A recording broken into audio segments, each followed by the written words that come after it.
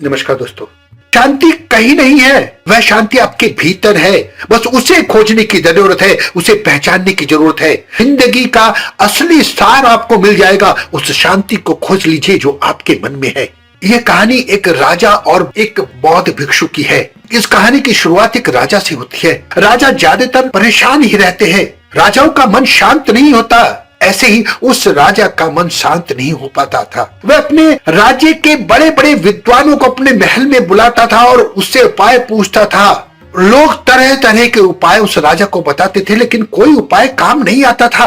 एक दिन एक व्यक्ति उनके पास आया और कहने लगा, आपके मन को शांत करने का एक उपाय है। राजा उस व्यक्ति की बात सुनकर बहुत खुश हुआ। तब राजा ने उस व्यक्ति से कहा, अगर तुमने ऐसा उपाय मुझे बता दिया और वो फलीभूत हो गया तो मैं तुम्हें बहुत सा धन दूंगा। जो तुम मांगोगे मैं तुम्हें वो दूंगा। तब उस व्यक्ति ने कहा, आपका मन में शांत नहीं कर सकता, लेकिन एक सन्यासी है जो आपका मन शांत कर सकता है। वह कोई आम सन्यासी नहीं है, वह बहुत पहुंचा हुआ सन्यासी है। वो आपकी इस समस्या का समाधान कर सकता है, ऐसा मुझे विश्वास है। राजा उस व्यक्ति से बोलते, वो सन्यासी मिलेगा कहाँ? तब वो व्यक्ति उस राजा को उस दूर जंगल में एक कुटिया का पता बताता है जहां पर वो सन्यासी रहता था। राजा अपने सैनिकों के साथ उस सन्यासी के पास पहुंचता है और बौद्ध धर्म से कहता है, मैंने सुना है आप बहुत पहुंचे हुए सन्यासी हैं। बौद्ध धर्म राजा को अनदेखा सा कर देता है और तो राजा सोचता है कि शायद बौद्ध धर्म ने मेरी बात सुनी नहीं है। राजा फिर से अपनी बात को दोहराता है और कहता है, क्या आप मेरी समस्या का समाधान कर सकते हैं? बौद्ध धर्म राजा का प्रश्न का कोई उत्तर नहीं दे रहे थे। राजा ने मन में सोचा कि बौद्ध धर्म उसे उत्तर क्यों नहीं दे रहे हैं। राजा मुद्दे की बात पर आता है। राजा बौद्ध धर्म से पूछता है कि क्या आप मेरे मन को शांत कर सकते हैं? बौद्ध धर्म ने मुस्कुराते हुए कहा, तुम्हारा मन अशांत क्यों है? राजा कहता है, वैसे तो मेरे पास किसी चीज की कमी नहीं है। मेरे पास इतना धन है जिसका मुझे भी अंदाजा नहीं है। सारी सुख सुविधाएं हैं, लेकिन लोगों के मन में मेरे प्रति आदर नहीं है। मैंने बहुत सारे पुण्य के काम किए हैं, बस एक चीज की कमी है मेरे अंदर, मेरा मन अशांत है।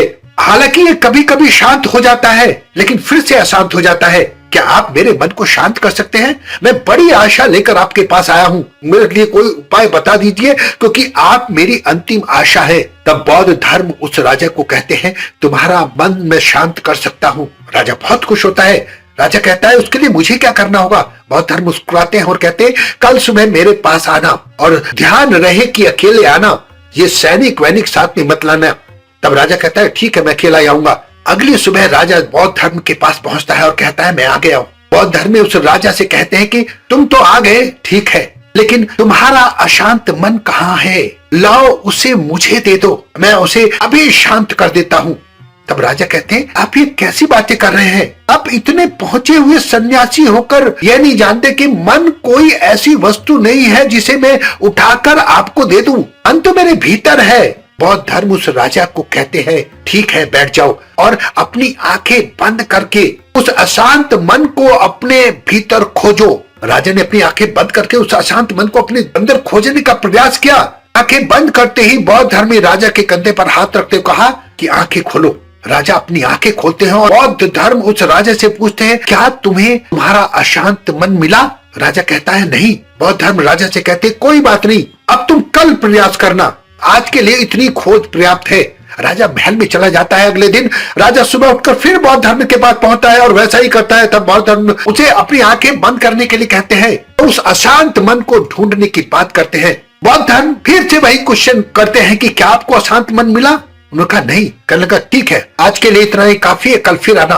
तीसरे दिन राजा बौद्ध धर्म के पास पहुंचते हैं और अशांत मन को ढूंढने की कोशिश करते हैं। राजा की आंखें खुलती हैं और जैसे ही राजा की आंखें खुलती हैं, राजा अपने सिर को बौद्ध धर्म के चरण में रखता है और कहता है, मेरा अशांत मन मुझे कभी मिलेगा नहीं, पर मुझे वो शांति मिल गई है जिसकी तलाश में मैं अब तक भटक रहा था। उस राजा की तरह आप भी अपने मन की शांति को कहीं बाहर खोज रहे होंगे। अपना बहुत ध्यान रखें, हंसते रहे, मुस्कुराते रहे, खुश रहे।